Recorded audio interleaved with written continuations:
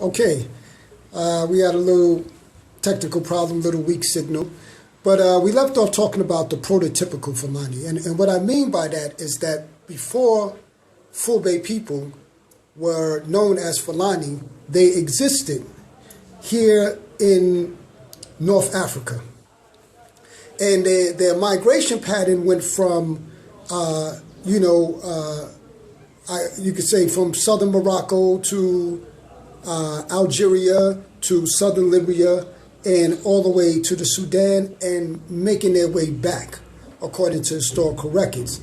In Tasso al-Ajiz, which is in Algeria, there is a painting on a stone which exactly depicts a ceremony called the Lottery. And this was verified by Fulani scholar, Fulbe scholar, Amadou Hampateba, who was initiated into these rituals. So when he saw the painting, he was able to decipher every single movement inside of this painting in southern Algeria, which is east of here.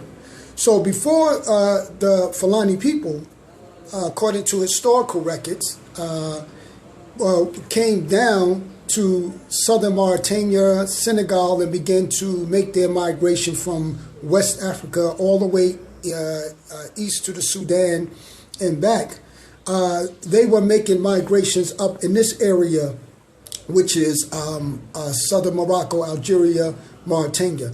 So all of the historical data shows that, yes, the Fulbe people, the prototypical Fulbe people before they were called Fulani, were here in this area in southern Morocco, southern Mauritania, Libya, so forth and so on, in North Africa.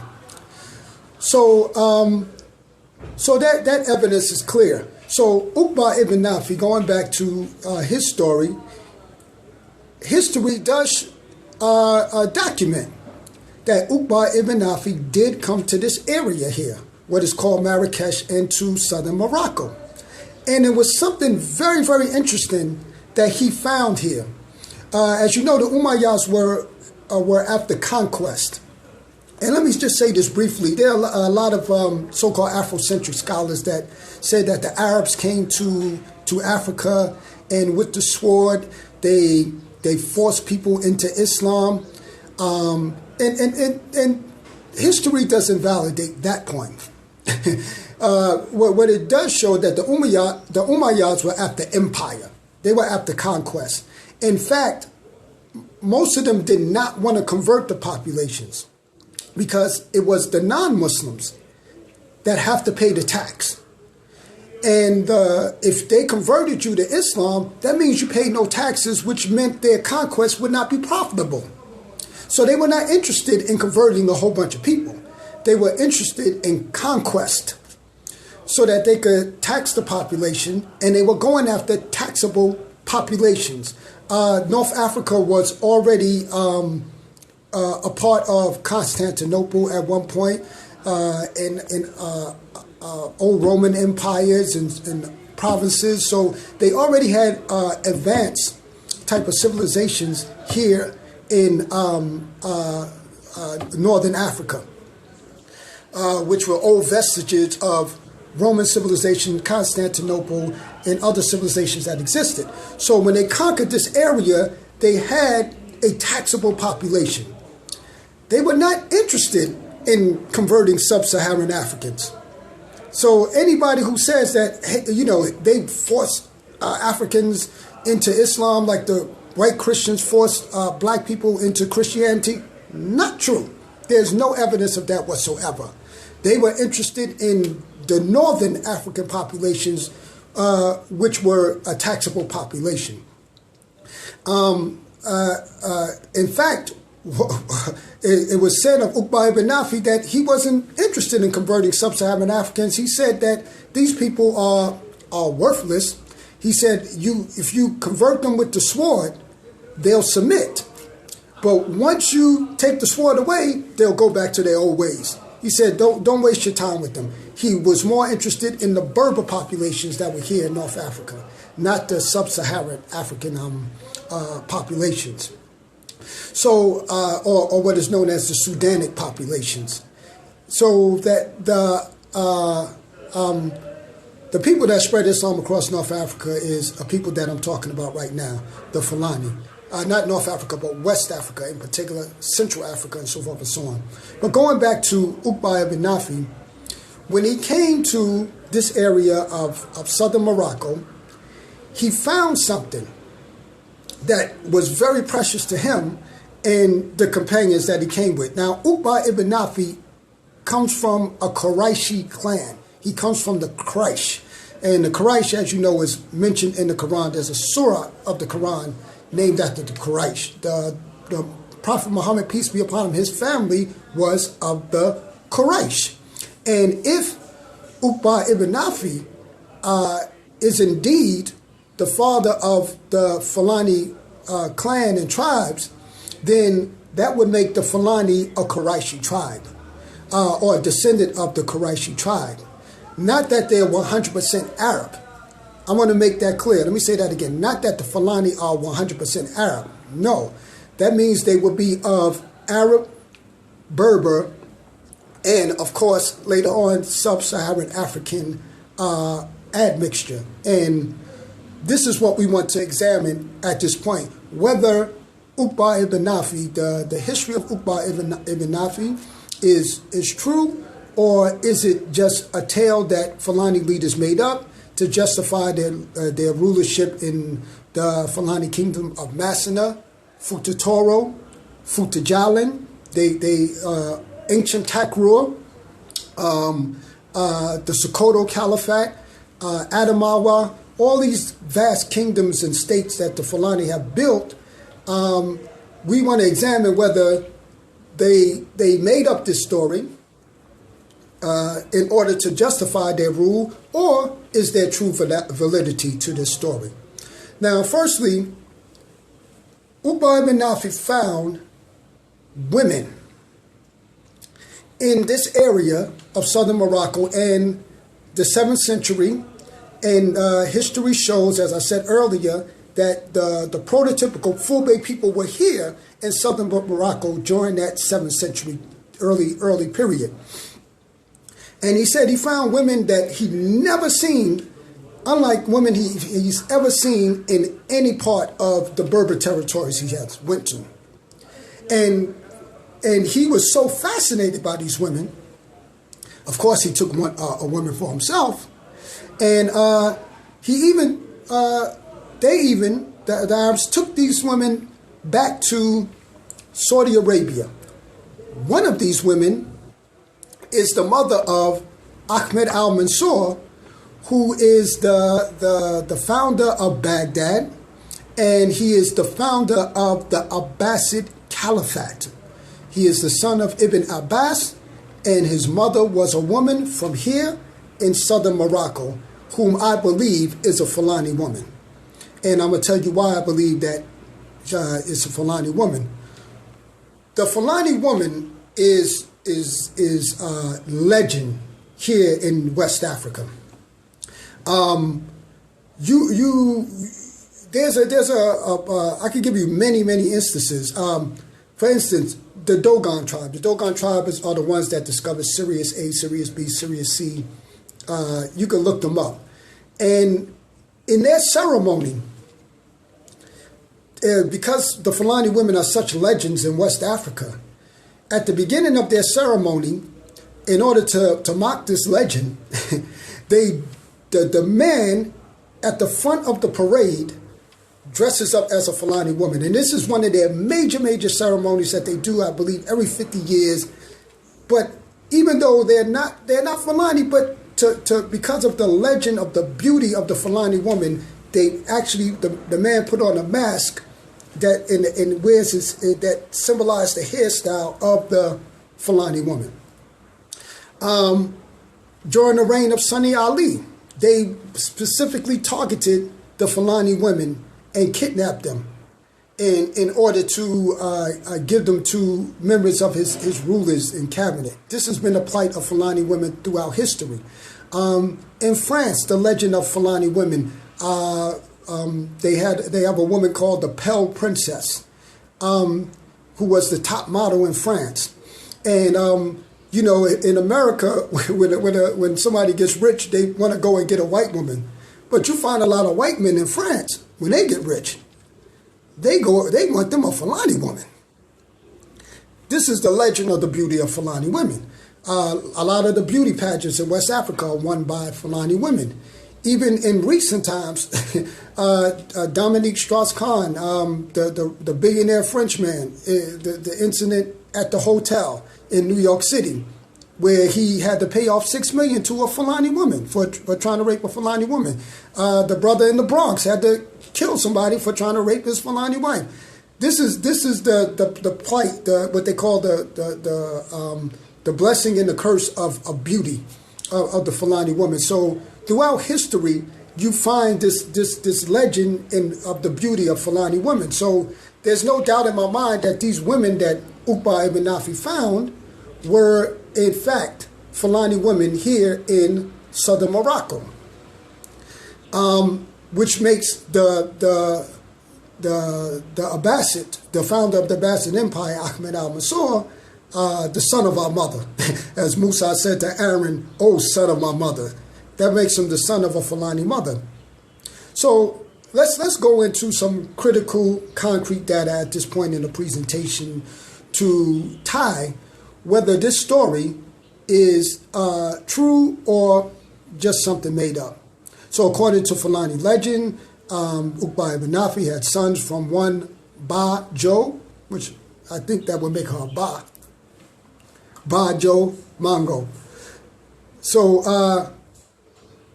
in a recent study on the DNA of Saudi Arabians, and this study was funded by King Faisal, and it was conducted by the Spain Ministry of Education and Science. And it's called the Eurasian and African Mitochondrial DNA Influences in the Saudi Arabian Population. Now, when they did this study, they found that, of course, the Saudi Arabian population are related to Africans, but they're related mostly to East Africans, which is understandable because, you know, Ethiopia is right across the water from Saudi Arabia. Somalia is right across the water from Saudi Arabia. Mozambique is right there on the east coast of Africa, right across the water from Saudi Arabia. And so it's understandable and very easy to conceive that, okay, Saudi Arabians will be related to Africans on the east coast of Africa. That's a no-brainer. But they found something interesting in their report, in their DNA of their study of the Saudi Arabian DNA, that there was one group from the west coast of Africa that was related to the Saudi Arabian population. And that group was West African Guineans. West African Guineans. Out of all the Africans on the West Coast, it was these West African Guineans from the country of Guinea that was related to the population of Saudi Arabia. Now, that was one study done. In a separate study on the West African population of Guinea. Now, first of all, they just mentioned in the Saudi Arabian study, the study of the Saudi Arabian people, that, you know, they were related to West African Guineans, but they didn't say which group of West African Guineans. They just generalized it as West African Guineans. But there was a more specific study done separately by the University of Madeira, I don't know if I'm pronouncing this right, Madeira in Portugal, and the Tutu University in Estonia. So mind you, these are not Fulani people doing these studies. This is not Brother Elijah doing these studies and to justify anything, or Fulani people. These are, you know, basically universities in Europe doing these studies. And one study was done on behalf of Saudi Arabia, on behalf of King Faisal, who wanted to know the DNA of the Saudi Arabian population. This study that was done by the University of Madeira in Portugal and Tutu University in Estonia is called Towards a Better Understanding of Senegambia. And this is what they found. They found that the Fula had not one, but two haplotypes that match the people of Saudi Arabia. So they said the Fula haplotype GB39, G as in God, B as in brother, 39, GB39 has not been reported anywhere in West Africa, but appears in East Africa, Lake Turkana, Nubia, as I said earlier, the migration between Morocco, Algeria, Libya, Egypt, from east to west, East Africa, Lake Turkana, Nubia, South Sudan, Ethiopia, and Saudi Arabia. So out of the West African Guineans, it's only the Fulbhe people who have this clear genetic relation to the people of Saudi Arabia. It says this other haplotype, also the Fula haplotype, GB, God, brother, GB 178, shared exact match, as they put it, exact match with sequences in East Africa, Somalia, Egypt, and even Saudi Arabia. And as you know, a lot of Fula people get confused with Ethiopians and Somalians. And they even have relation to the people of Saudi Arabia. Two haplotypes in the admixture of Fulbhe have relation to Saudi Arabia. Now again, I want to make this clear. Fula people are not full-blooded Arabs. A brother wrote me on YouTube the other day, a Fulani brother from Guinea. He said he did his DNA, he's yet they so, and he said that his DNA is North Africa, which is here. You know, this is North Africa where I am now. Middle East, Saudi Arabia, and West Africa. That's what makes a Fulani who they are. That is standard Fulani DNA, along with another DNA that's found with the nomadic people, which is R1b, which is also found in Europe. I discussed that in my other video on YouTube called the Origin of the Red-Bone People, the Fulani Origins of the Red-Bone People. But settled Fulani have those three elements, and that's what makes them who they are. So let me continue on. So you have this DNA evidence that strongly supports that yes, there is a connection between the Arab populations and the Fulani people. Let's go further. Let's go into, we discussed history, check. We discussed DNA, check. I have my little list here. And now let's discuss language. Before I started studying the Pula language, I studied Arabic first. Arabic was the language I studied before I studied Pula. So I had a pretty considerable amount of vocabulary in Arabic. When I began to study the Pula language, I noticed that, wait a second, a lot of these words are Arabic words. They were Africanized Arabic words. So when you come from a people, you're going to keep some of your old language, and it's going to be meshed with another language. There are also Berber words found in the Fula language, but it's largely a lot of Arabic words in the Fulani language. The Berber words, like the number Tetmedeh. Going back to the point of the Fula women, let me just go back a second. The Berber woman here of North Africa and the Fula woman, the similarity in their headdress is exactly the same. They have the beautiful coins that they put and so forth. What I also found in my study of textiles is that the Berber woman their head wrap is called a futa. A futa. And, you know, just like we say a hood, if I put a hood on, we also call our community a hood, a neighborhood. Hood also means what surrounds your head in language, what surrounds your head. That's why it's a hood, you see? And your surrounding community is also a hood. That's why it's called neighborhood. So the Berber women call it a futa. And in the Fulani tradition, they call their community futa. That's why it's called futa Jalan, futa Toro. You see, and this is the same in the language of the Berber woman here in North Africa. What I also found out, and it shocked me the first time not the first time, but one of the first times I stayed here for, you know, more than a layover flight, a couple of days or so. And I ran into a Marrakeshi, and I said, how do y'all greet each other? And he said, Tanala Lonk.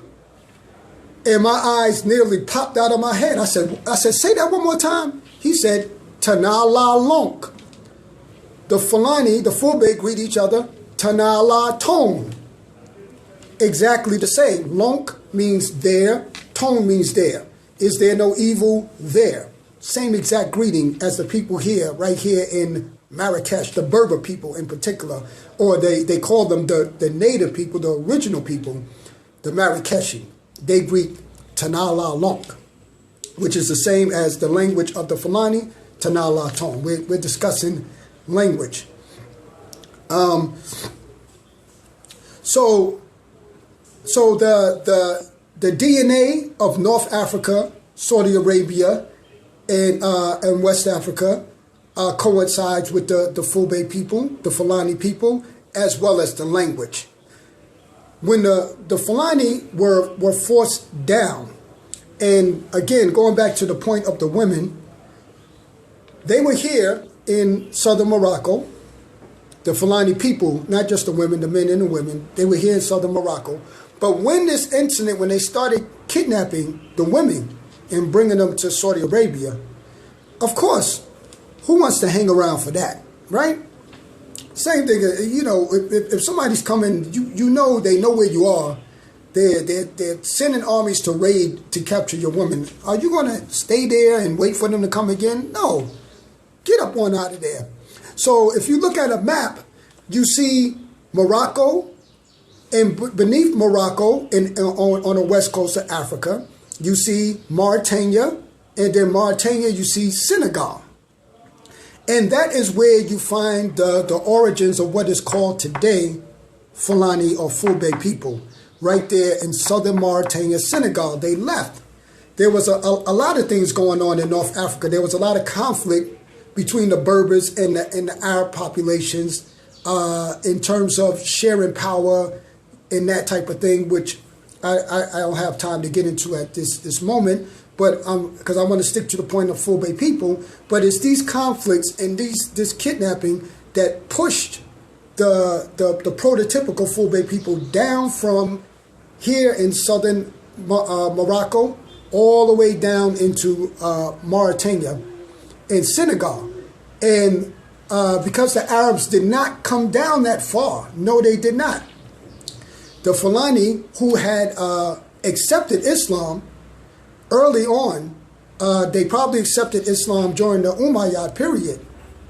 But because of the conflict between the Berbers and the Arabs, they left and they set up the ancient Takrur kingdom in southern Mauritania and Senegal because they were out of the purview and the influence of the Arab populations of the north, and they were able to set up a Islamic community in sub-Saharan Africa, or on the borders of sub-Saharan Africa, where North Africa and sub-Saharan Africa meet, which is Mauritania, Senegal. And it's the ancient Takrur kingdom, which is an old Fulani kingdom by historical records, historical accounts. And it was there they met a people, they came in contact with a people called the Serre people, and their language, the Fulani language is, you know, it has the Arabic elements It has the West African element, the way it is spoken, the way the pronouns are, which also has relation to the ancient Egyptian language as well. There was a study done on that. And it has the Arabic elements.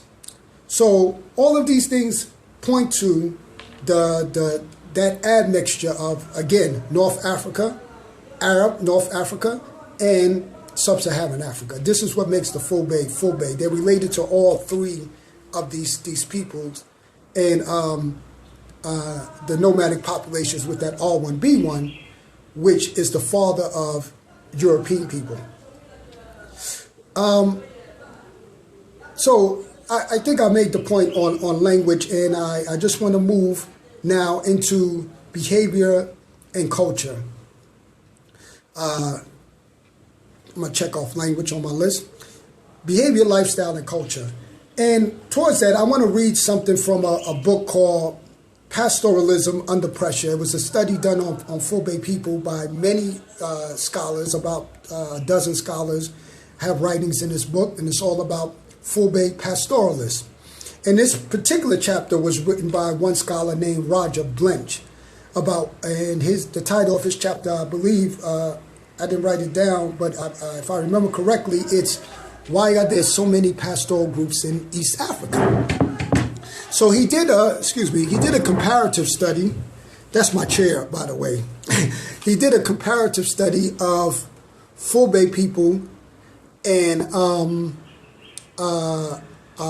East African tribes. And he noticed a distinct difference between Fulbe population and East African pastoral populations. So I'm going to read exactly from his observations and what he says.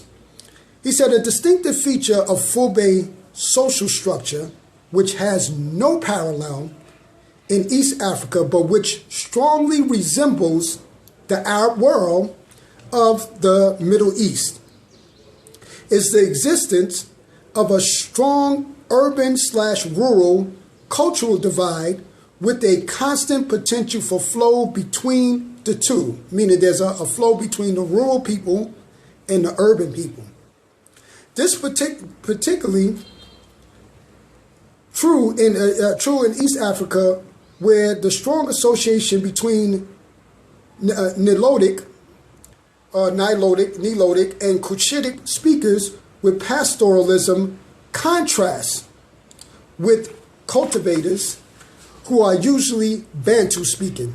So what he observed from studying these many pastoral populations in East Africa, he noticed that the pastors, those who herd cattle in East Africa, generally speak one language, generally have one type of culture, and the urban or settled populations who are farmers and cultivators are Bantu speaking. Now, there's always a relation between the pastors and the cultivators. The cows get their dung and so forth and so on, and they give them their crops, and there's this exchange.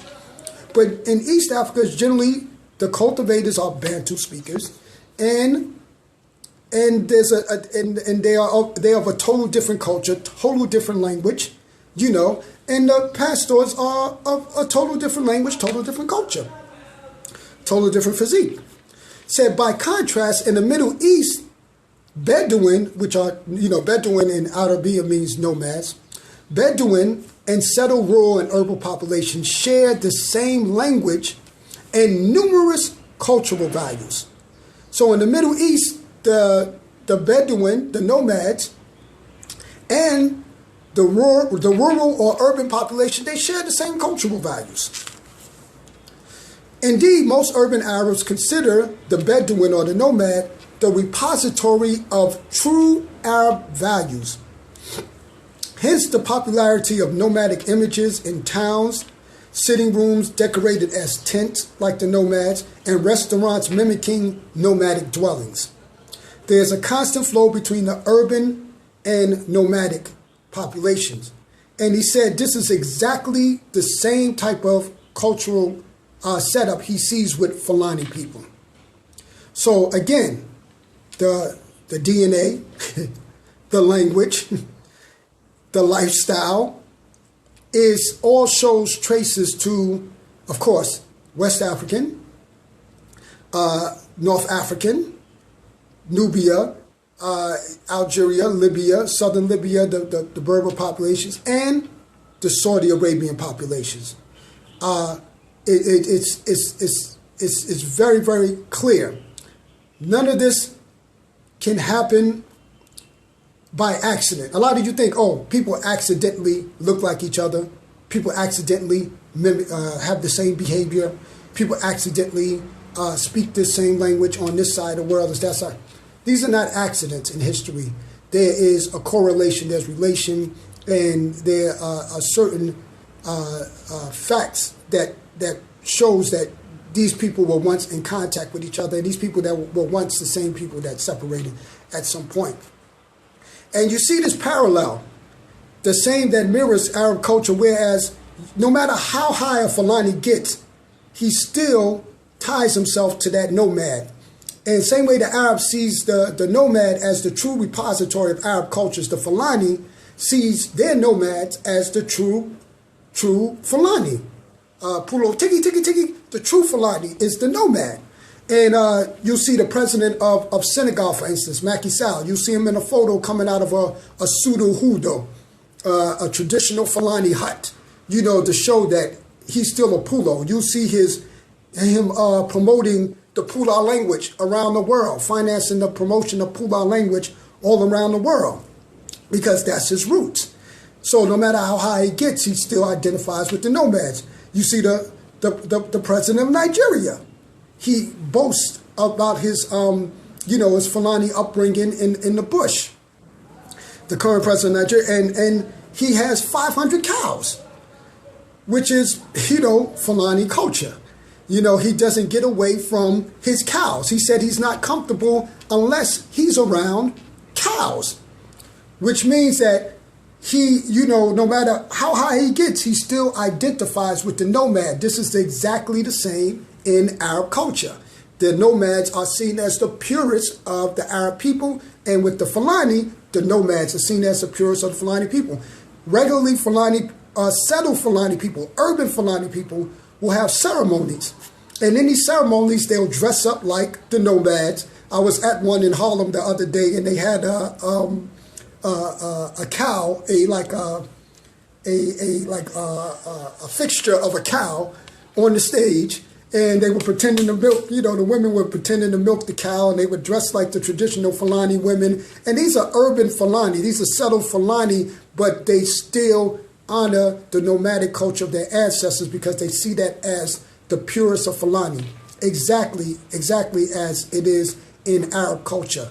So all of these things, the culture, the language, the history, the physical characteristics in relation. If you could go to my page, I'll post a picture. If you look at some of the Berbers here, the Marrakeshi people, you can't tell some of them apart from the Fulani people. It's the same with certain East African groups because you can't tell them apart. So everything is very clear. And again, none of these things happen by accident. There's no such thing as accidents. For those of you who don't know who Uqba ibn Nafi is, particularly those my brothers and sisters in the Nation of Islam, I first learned about Uqba ibn Nafi, not by name, but through the teachings of the Honorable Elijah Muhammad in the book called Theology of Time, or the lecture series that was turned into a book, the lecture series. And if you may remember this, if you study his teachings, that he mentioned a general who rode his horse all the way into the Atlantic Ocean. And he said, if it wasn't for this ocean, I would take this deen all the way across the water to the other side. And that general is Uqba ibn Nafi. And it's Uqba ibn Nafi who the Fulani trace their history to. the one that rode his horse all the way to the Atlantic Ocean, which is on the other side of America, where I am now. Well, I'm not in the Atlantic Ocean, but I'm on the other side of the Atlantic Ocean. If you look hard from Brooklyn, you can see me. Don't do that. Don't do that. Okay, so I think that concludes it. If you have any questions, I'll do a part 3 if you have questions or anything about this topic, and if there's anything you think I missed, you're welcome to bring it to my attention. Thank you so much for listening. Thank you so much for tuning in. I'm honored. I'm really honored by anyone who takes their time to listen to this research, because I do this research to share the information and to get it to the people. So when people take the time to listen to it, I am greatly and deeply appreciative, honestly. Thank you so much for listening. May Allah bless you. Assalamu alaikum. On Jarama.